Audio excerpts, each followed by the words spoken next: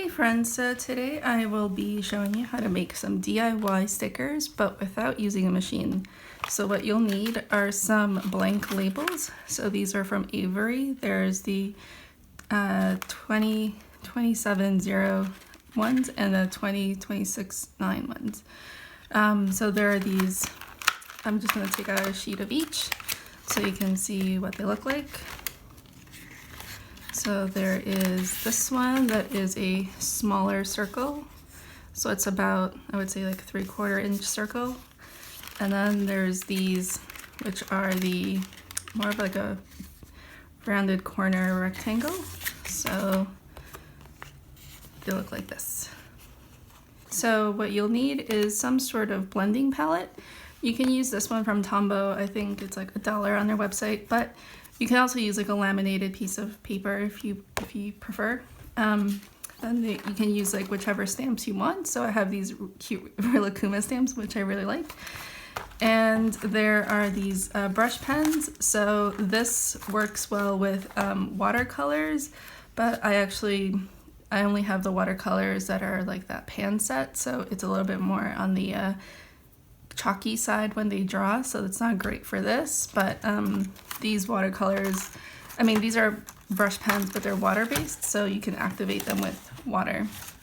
And I also have another set of stamps in here. So I have a bunch of like letter stamps, and there's like a little plant vine thing. Well, this is just like a punch. And then there's a bunch of inks in here that I'll be trying to use. I think I'll just stick to the brown one because it's like the darkest one and it'll pop more from all these colors.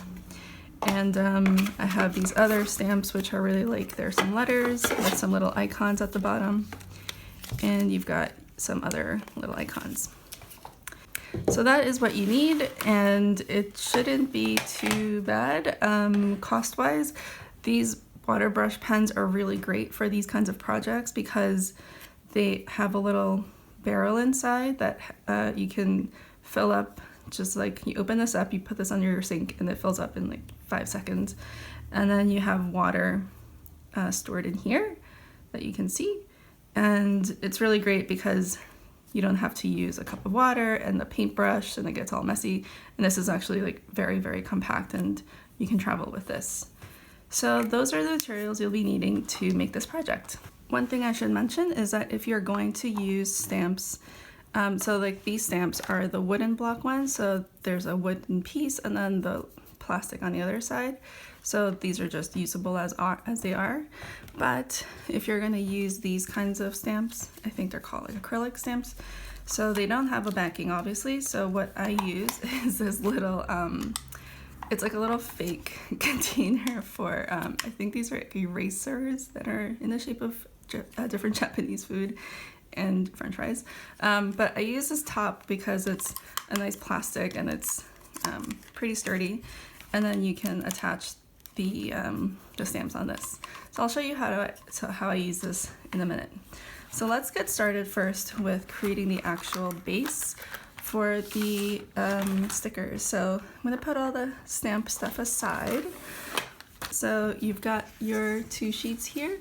So what I do is that I use this, sorry, I'm just trying to make sure that this is all on camera. So this is your blending palette. So I take just one at a time just because I find it easier to work with, and like so they don't get mixed up.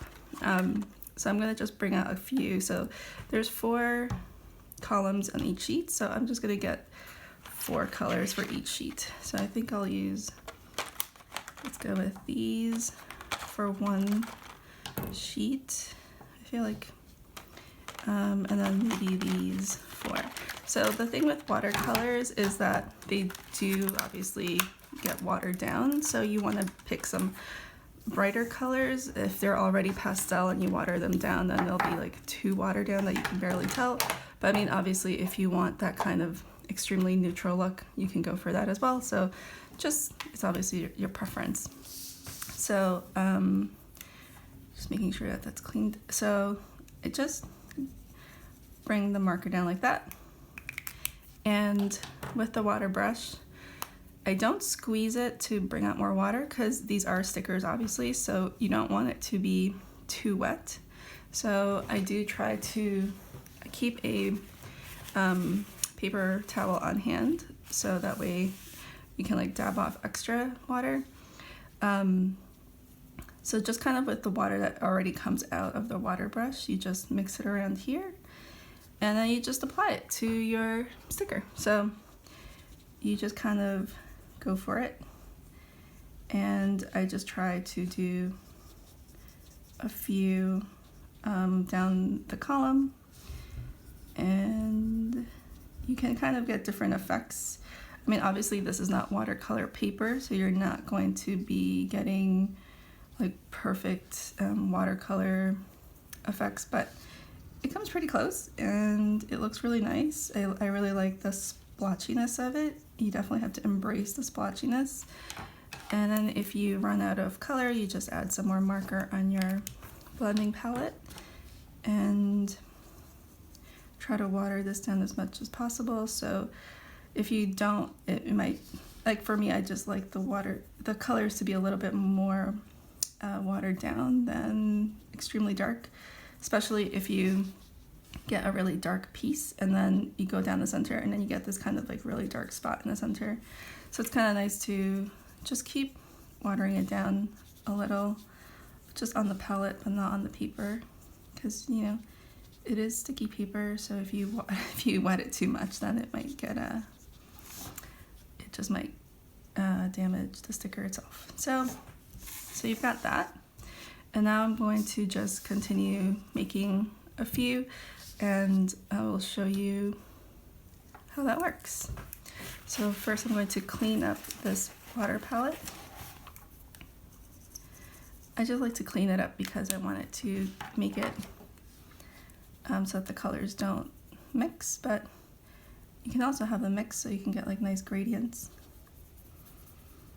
And here we go. We're just gonna paint a bunch of these and I'll be back to show you the stamping part.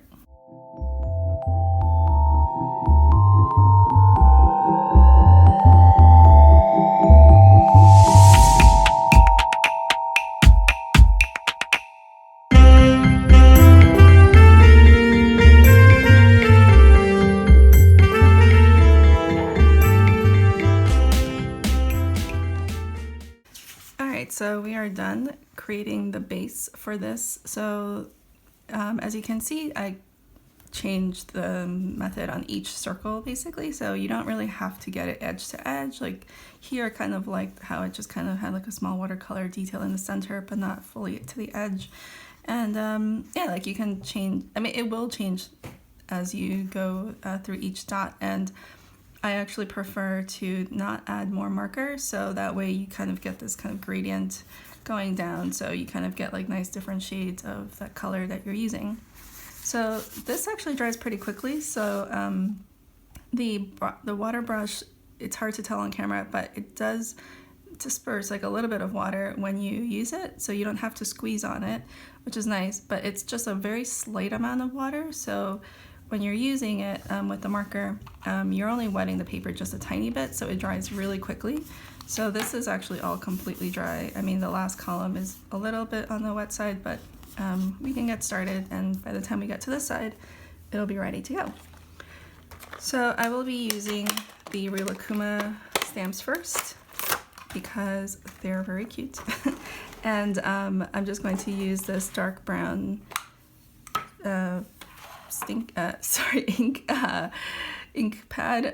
It's from Colorbox, the fluid chalk ink pad. So I'm just going to use these that say smile, welcome, good, and thank you. So I'll just use like one from each. So I'm just going to basically stamp and then kind of eyeball it, and there you go. And I'm just going to go across the row. Yeah.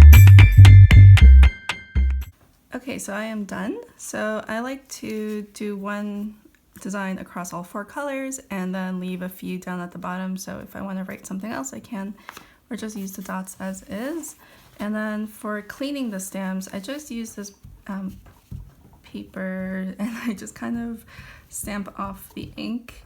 I know that there are better ways to do this. I know people use baby wipes, but I don't have baby wipes and I keep meaning to get some, but one day I will remember to go to the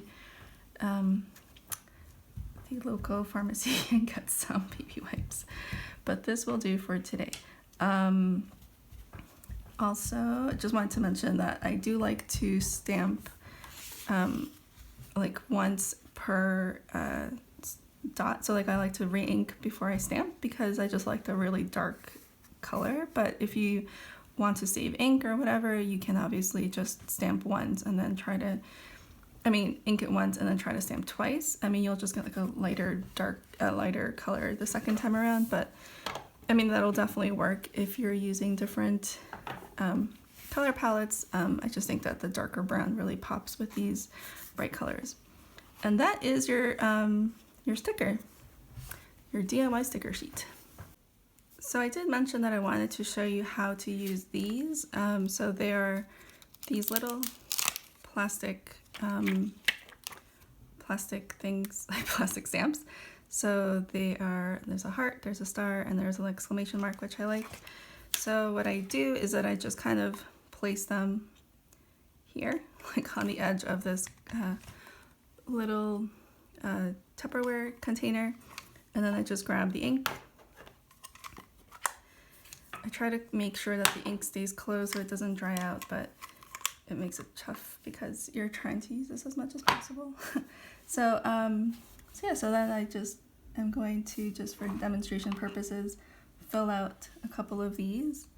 So you can see that a Tupperware container top will work just as well as a acrylic block. I think it also depends like how often do you do stamping, because I don't stamp very often, so I feel like I don't need to buy all these tools because I probably will use them like a couple of times a year, and then because I like to make a bunch of stickers and then store them for a while, and then I just like clean off the extra ink, and then can use different stamps here.